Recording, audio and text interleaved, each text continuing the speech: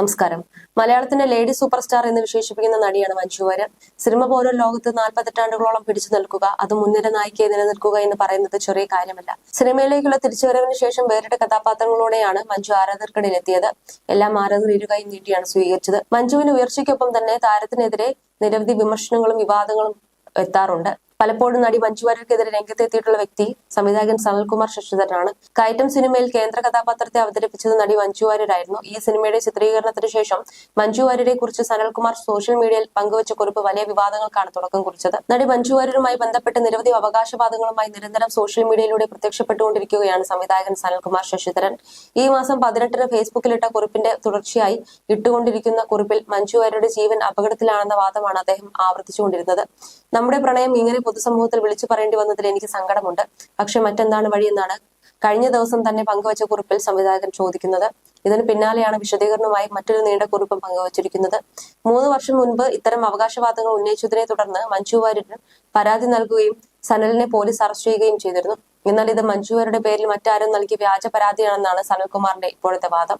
കഴിഞ്ഞ കുറച്ച് ദിവസങ്ങളായി നടി മഞ്ജു വാര്യരുമായി ബന്ധപ്പെട്ട് സോഷ്യൽ മീഡിയയിലെ നിരവധി അവകാശവാദങ്ങൾ ഉന്നയിക്കുകയാണ് സംവിധായകൻ സനൽകുമാർ ശശിധരൻ. മഞ്ജു വാര്യരുടെ ജീവൻ അപകടത്തിലാണെന്നും നമ്മുടെ പ്രണയം ഇങ്ങനെ പൊതുസമൂഹത്തിൽ വിളിച്ചു പറയേണ്ടി വരുന്നതിൽ എനിക്ക് സങ്കടമുണ്ടെന്നും പക്ഷെ മറ്റെന്താണ് വഴിയെന്നെല്ലാം ചോദിച്ചുകൊണ്ടാണ് സംവിധായകന്റെ പോസ്റ്റുകൾ. പിന്നാലെ നിരവധി പേർ വിമർശനവുമായും രംഗത്തെത്തിയതോടെ മറ്റൊരു നീണ്ട കുറിപ്പുമായാണ് ഇപ്പോൾ എത്തിയത്. അദ്ദേഹത്തിന്റെ കുറിപ്പിലെ ചില ഭാഗങ്ങൾ ഇങ്ങനെയാണ്. എന്നെക്കുറിച്ച് പ്രചരിപ്പിക്കപ്പെട്ട അപവാദങ്ങളിൽ ഏറ്റവും ഒടുവിലത്തേതായിരുന്നു ഞാൻ മഞ്ജു വാര്യരെ പിന്നാലെ നടന്നു ശല്യം ചെയ്തു എന്ന കള്ളക്കഥ.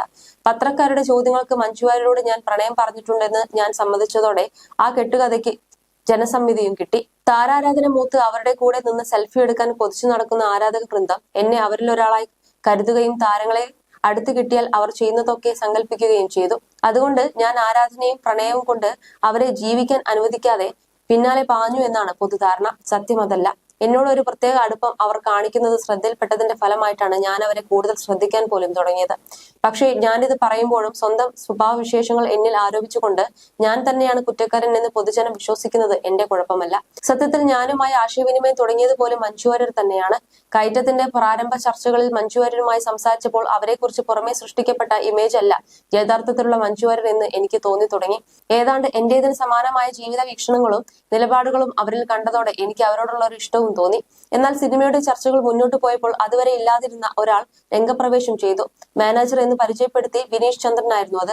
സിനിമയുടെ കാര്യങ്ങൾ അയാളോട് ചർച്ച ചെയ്യാൻ തുടങ്ങിയതോടെ കാര്യങ്ങൾ എനിക്ക് യോജിക്കാൻ കഴിയാത്ത നിലയിലേക്ക് പോയി. മാനേജർ എന്ന നിലയിലല്ലാത്ത ഒരു സ്വാധീനം വിനീഷ് ചന്ദ്രന് അവരിൽ ഉണ്ടെന്ന് തോന്നി.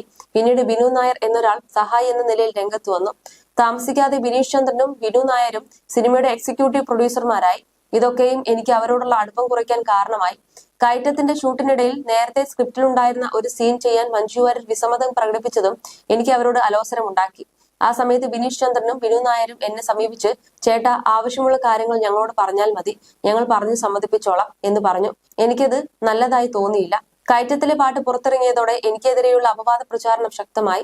ആ സമയത്ത് എന്റെ ജീവന് പിന്നാലെ ഗുണ്ടകളുണ്ടെന്ന് മനസ്സിലായതിനാൽ ഞാൻ വീട് വിട്ടു. ഇന്ത്യ മുഴുവൻ സഞ്ചരിച്ചു. ആ യാത്രയിൽ സഞ്ചാരക്കുറിപ്പുകൾ പോലെ ഞാൻ അവർക്ക് ഇമെയിലുകൾ അയച്ചിരുന്നു. മറുപടി ഉണ്ടായിരുന്നില്ല. എങ്കിലും എന്റെ മെയിലുകൾ അവർ വായിക്കുന്നുണ്ട് എന്ന സൂചനകൾ കൺഫ്യൂസിംഗ് ആയിട്ടുള്ള അവരുടെ സോഷ്യൽ മീഡിയ പോസ്റ്റുകളിൽ നിന്നും ഞാൻ വായിച്ചെടുത്തു. പരസ്പരം സംസാരിക്കാൻ അനുവദിക്കാത്ത നിലയിൽ വിനീഷ് ചന്ദ്രനും ബിനു നായരും സംഘവും ചേർന്ന് അവരെ ഒരു കാറിൽ തള്ളിക്കയറ്റി കൊണ്ടുപോകുന്നതാണ് ഞാൻ കണ്ടത്. ഒരു സുപ്രഭാതത്തിൽ ഞാൻ അറിയുന്നത് അവർ എനിക്കെതിരെ ഒരു പരാതി കൊടുത്തു എന്നാണ്. മഞ്ജു വാര്യർ മൗനം ഭേദിക്കില്ല. കരുതുന്നതിനുമപ്പുറം വളർന്ന ഒരു മാഫിയയുടെ താല്പര്യങ്ങൾ ഇക്കാര്യത്തിൽ ഉള്ളതിനാലാണത്. കഥയറിയാതെ കല്ലെറിയും മുൻപ് സത്യങ്ങൾ അന്വേഷിക്കാൻ ശ്രമിക്കുക. അതല്ലെങ്കിൽ മറ്റൊരു മനുഷ്യക്കുരുതിയിൽ അറിഞ്ഞോ അറിയാതെയോ നിങ്ങളുടെ വിരലടയാളവും പതിയുമെന്നുമാണ് സനൽകുമാറിന്റെ കുറിപ്പിൽ പറയുന്നത്.